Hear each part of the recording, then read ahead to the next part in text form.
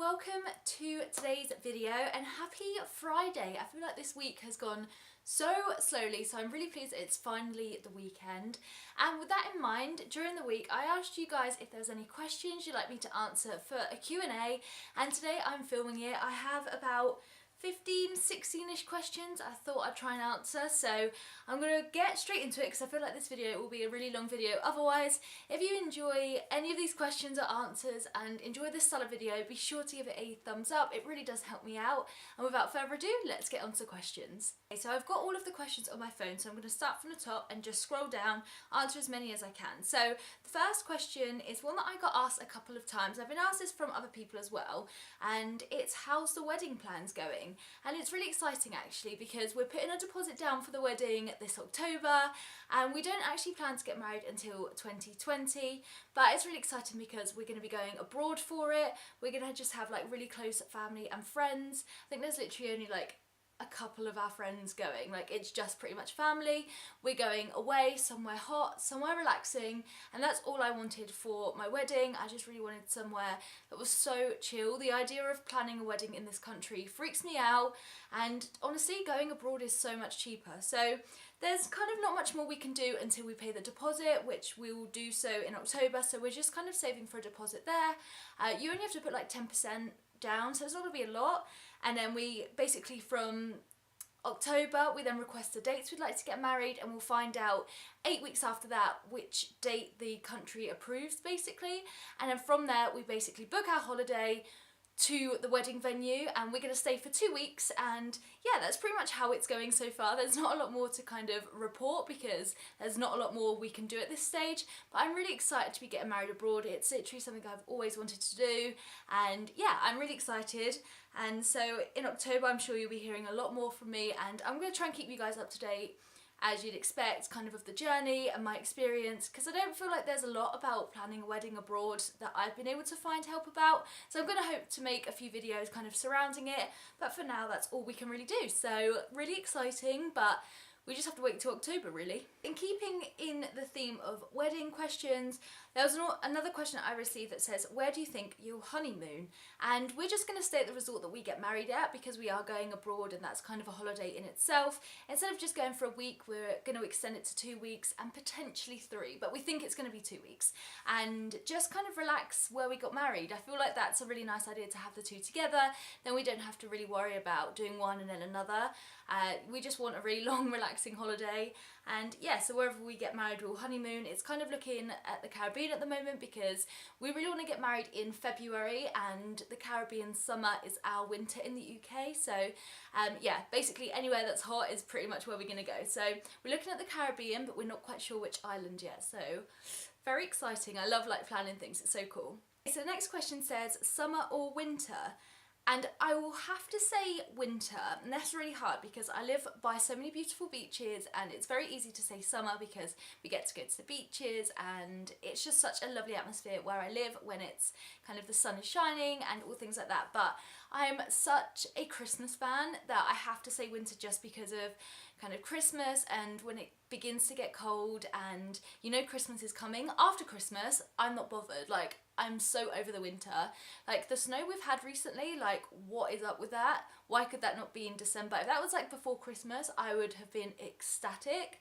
So yeah, I'm gonna have to say winter just because of Christmas, which I don't feel like answers the question, but I do love the sunshine. But there's nothing better about getting home from work, not feeling guilty about not going out, just being able to get into pyjamas, lay on the sofa with a quill and just watch Netflix, and that is pretty much how I've spent my winter.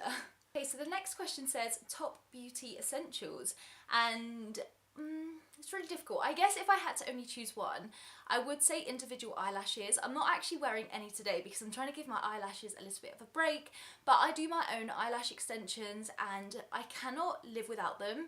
Like, it feels really weird to me. Like, I feel like my eyes look really small without them. Like, it just feels so weird not having them on. So I feel like I'm probably going to do them soon, but I am trying to give my eyes as much of a break as I can.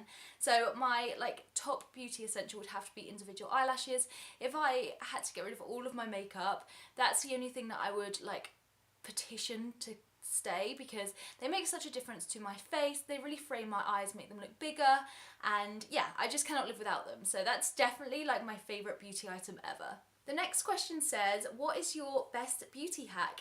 And I'm not too sure if this is actually like really a beauty hack, but for me, it's when I use dry shampoo, I always make sure I hair dryer it out and like really massage it into the hair and then use a hair dryer and basically kind of, I don't know, like I want to say dry your hair, but it's not dry your hair. It's just kind of working the dry shampoo really into your hair so you don't get that powdery finish. I literally detest it when dry shampoo makes your hair just feel like weird. Like I hate the way that that feels, but I always find that using a hairdryer after I use dry shampoo prevents the powdery feel to your hair, makes it look a lot cleaner. Like it makes it genuinely look like it's been washed and not that you're trying to extend your wash days.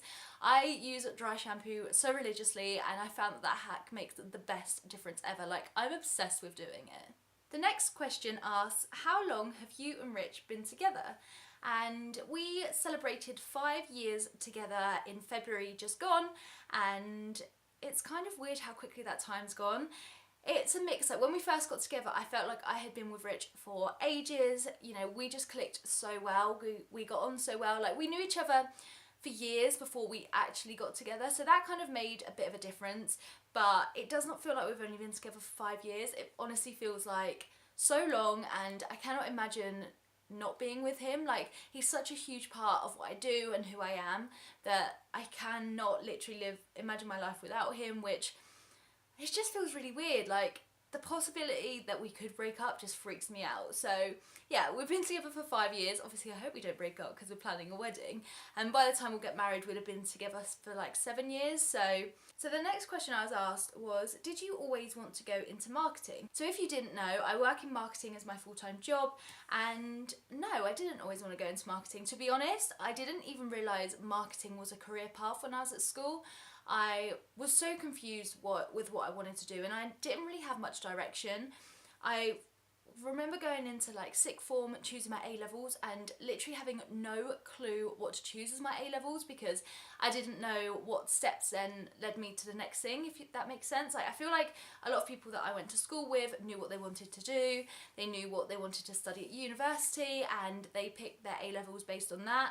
And I picked my A-levels based on what I enjoyed, like solely that. So for my A-levels I did media, photography, RE, and I only chose RE because I fancied the teacher, and drama. So initially I thought I wanted to be like a drama teacher because I always kind of wanted to go into teaching, and I feel like now if I wasn't in marketing I probably would have pursued teaching because I kind of like the idea of, you know, kind of helping others. Like I found a lot of influence through my teachers, so I'd like to think that I could do the same thing, but then also having to deal with like kids on a daily basis kind of freaks me out. So yeah, anyway, I didn't always think I wanted to go into marketing. It was only until I studied media at A-level did I really enjoy it. I then decided to then do a media degree just because I just enjoyed it so much. I just find the study of media so interesting, and the way that we've kind of grown with new media, so that's kind of social media and things like that.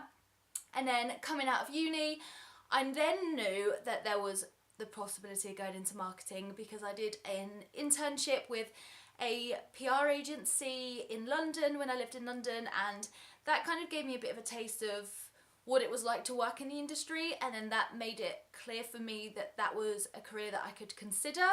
And then I was very lucky when I came out of uni and then moved back home that I then got a job in marketing, and I'm still at the same company that I started with after I came out of graduating, if that makes sense. So I've just progressed there, which is really cool because I started off as a content writer because I obviously blogged quite a lot, which I know I definitely should still be doing more of.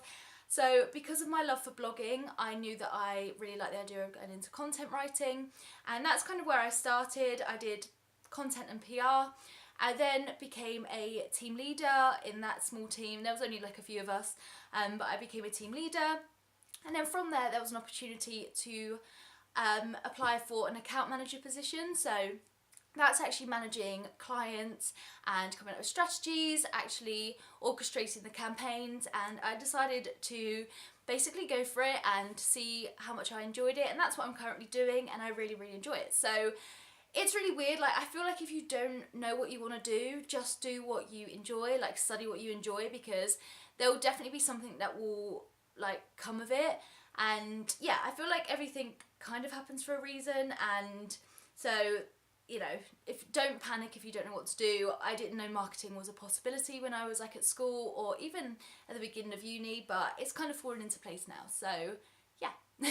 The next question says, best tips to gain confidence. Now, I wouldn't say I'm a particularly confident person. I know I'm saying that and I'm speaking to a camera ready to upload a video to YouTube. And for me, I learned very quickly that in life, if you care about what people think, you're really gonna prevent growing yourself, and you're gonna prevent exceeding things and trying new things.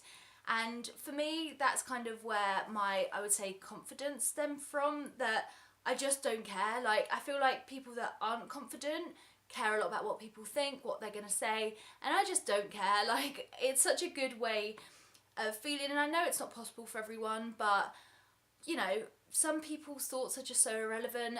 What they say now isn't going to affect you in a day's time or a week's time, and yeah, so you know, people are always probably going to talk about you, so at least give them something to talk about. I just don't really care. So that's kind of the way that I'm confident, is that I just really don't care what people think or what they say, because you know, in life everyone probably has a bit of a bitch and a moan about you, so there's nothing you can really do. So yeah, that's kind of the way that I'm slightly confident, and I've kind of just always learnt to be like that. I've known that if you're not like that, then you instantly become very vulnerable, and I know at school, like, bullies would get pleasure out of knowing that they're doing something to hurt you. So yeah, I just learnt very quickly to have that wall, which is always sometimes difficult in a situation where I have to have like emotion, because I can very easily put up a wall and very much hide the way that I feel. I feel like I often hide a lot of my feelings to people, even friends, but it's kind of having the ability to do that just means that I just do not care what anyone thinks. So yeah, I hope that answers the question. Another question is, have you actually stuck to your no buy so far? So if you haven't seen already, in 2018 I'm not buying any more makeup products, and I'm going on a complete no buy.